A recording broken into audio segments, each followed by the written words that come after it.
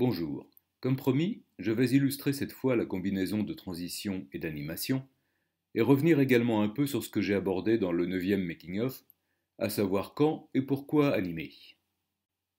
Avant de m'attaquer dans le détail à des exemples, je voudrais parler de ce que j'appelle les règles des clics. Ces règles sont avant tout pour le confort du présentateur.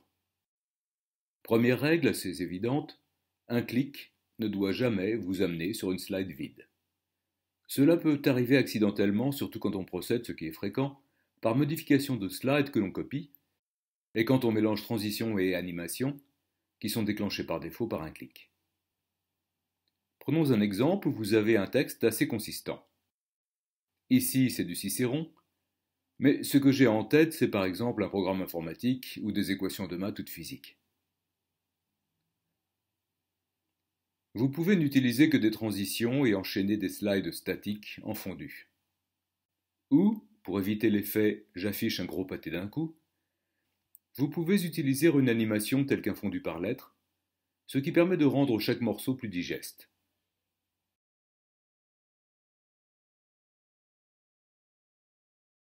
Le problème, c'est que si chaque paragraphe apparaît sur une animation, quand vous cliquez pour changer de slide, il va falloir, avec les options par défaut, cliquer une deuxième fois pour que le texte commence à s'afficher.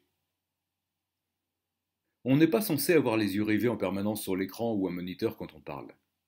De temps en temps, on a un contact oculaire avec un membre de l'auditoire qui vous regarde avec une telle intensité que c'est difficile de rompre brutalement, et vous pouvez louper qu'il y a un grand vide sur l'écran.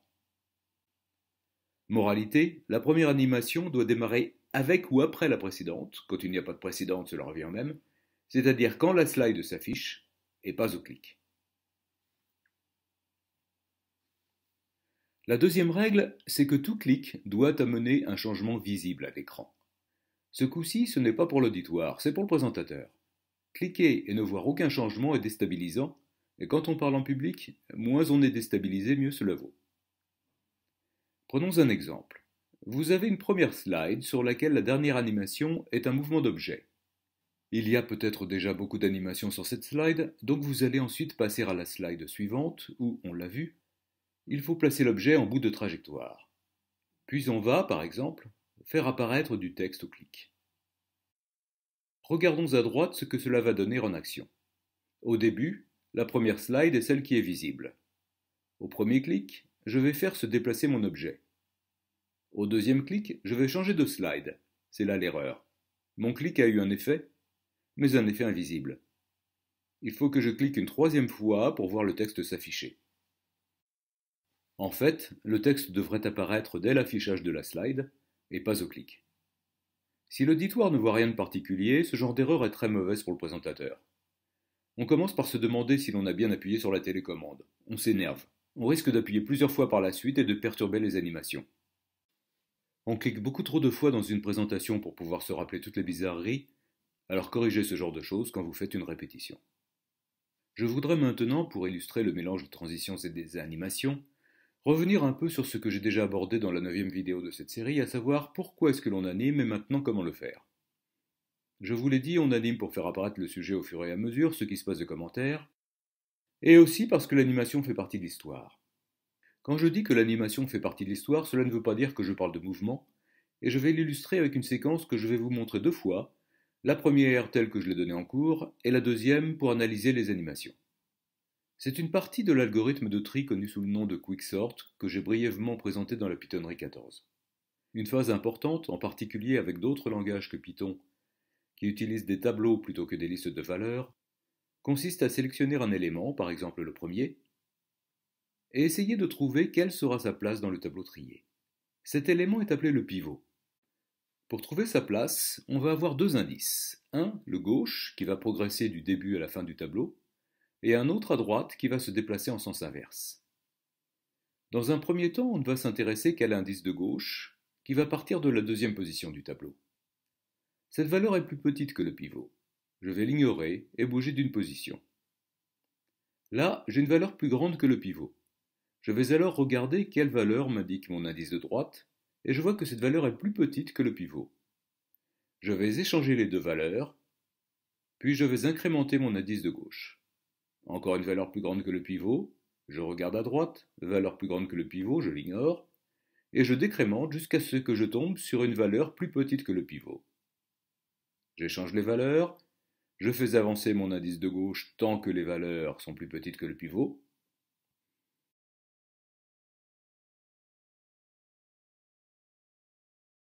Une valeur plus grande et je reprends à droite, et là boum, mes deux indices pointent le même élément du tableau. Où va aller mon pivot dans le tableau trié? Eh bien juste avant cette position, puisque tout ce qui est après est plus grand que lui, et tout ce qui est avant plus petit. J'échange le pivot et cette valeur, et j'ai constitué dans mon tableau deux groupes, les valeurs plus petites que le pivot ou égales à lui, et les valeurs plus grandes. Il ne me reste plus qu'à recommencer sur chacun de ces deux groupes, jusqu'à ce que chaque élément soit à sa place, mais cela, comme le disait ce vieux Kipling, est une autre histoire. Reprenons cet exemple, mais regardons comment je l'ai fait. En prime, je vais numéroter les slides et vous montrer la souris. Tout d'abord, un disque apparaît en fondu pour encadrer le pivot. Au clic suivant, balayage vers le haut d'une flèche tracée à la main, immédiatement suivi du balayage vers la droite du texte pivot. Clic suivant, flèche gauche et droite l'une après l'autre, balayage vers le haut encore une fois. Clic suivant, soit en phase, soit apparition en fondu d'une flèche colorée différemment sur la flèche droite. Dernière animation enfin de la slide 1, la plus chargée en animation, déplacement vers la droite de la flèche de gauche. La slide 2 qui apparaît en fondu n'a aucune animation. Elle n'est là que pour donner la nouvelle position de la flèche de gauche et pour matérialiser l'échange des valeurs. Quand je clique, je passe à la slide 3 avec un déplacement vers la droite de la flèche de gauche dès l'affichage de la slide. J'aurais pu faire plus fantaisie et montrer l'échange des valeurs. Si vous êtes observateur, vous avez vu passer une slide 2 bis sur laquelle je ne me suis pas arrêté. Je reviendrai sur cette technique de slide fugitive dans la prochaine vidéo, mais ici, faire se déplacer les valeurs ne me semble pas indispensable pour plusieurs raisons. La première, qui n'est pas la meilleure, est que cela complique l'animation. La deuxième raison, c'est que cela n'apporte rien, parce qu'avec les flèches on voit très bien où se passe l'action. La troisième raison enfin, c'est qu'en informatique, ce n'est pas comme cela que cela va se passer. Il ne va pas y avoir de cases vides, on va utiliser une variable intermédiaire, etc. Je n'ai rien contre la licence poétique, mais je ne vois pas de raison de m'embêter pour montrer quelque chose d'inexact à la base. Repartons donc de notre slide 3, au clic suivant c'est la flèche de droite qui se déplace, clic pour passer à la slide 4 qui enchaîne le mouvement, puis les slides 5, 6 et 7 qui ne font rien que déplacer la flèche de gauche. La slide 8 est plus chargée, avec un déplacement au démarrage enchaîné avec une emphase qui change la couleur, et, au clic suivant, une entrée furtive depuis le bas d'une flèche qui indique la place finale du pivot. Clic pour passer à la slide 9 qui assure l'échange des valeurs, clic pour amener le premier commentaire, et clic final pour amener le deuxième. Voilà une séquence animée, avec une animation qui correspond à l'histoire. J'essaie en général de ne pas avoir trop d'animations par slide, sinon cela devient pénible de s'y retrouver, ce qui m'amène à avoir pas mal de slides. Bien entendu, vous pouvez avoir une approche différente. L'important, ce sont en fait les pauses entre les clics qui vous laissent le champ libre pour parler. La troisième raison pour animer, je l'avais dit aussi dans la 9e vidéo de cette série, c'est la mise en scène. Si vous vous rappelez, j'avais donné un exemple avec la Commedia dell'arte, et je voudrais revenir un peu dessus. Je pourrais avoir une approche minimaliste où je combine des transitions en fondu avec une entrée brusque du personnage dont je veux parler. Le problème, c'est que le mouvement attire l'œil, et il y a deux endroits sur l'écran où il y a du mouvement, ici et là.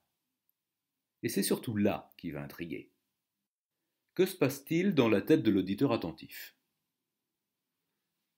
Je voudrais qu'il pense à Pantalon, dont je suis en train de parler.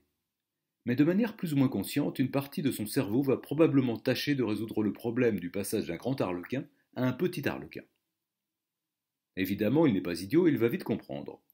Mais pendant ce temps-là, il est en train de louper ce qui concerne Pantalon. Je suis tout à fait partisan de faire penser les gens, mais je veux qu'ils pensent au sujet, et pas à des questions annexes. C'est la raison pour laquelle j'opte pour un déplacement explicite, qui ne demande pas d'énergie cérébrale. Vous voyez que l'animation est là pour remplir les trous et éviter une ellipse qui finalement distrairait l'auditoire. C'est de la mise en scène, et je parlerai la prochaine fois de mise en scène plus évoluée.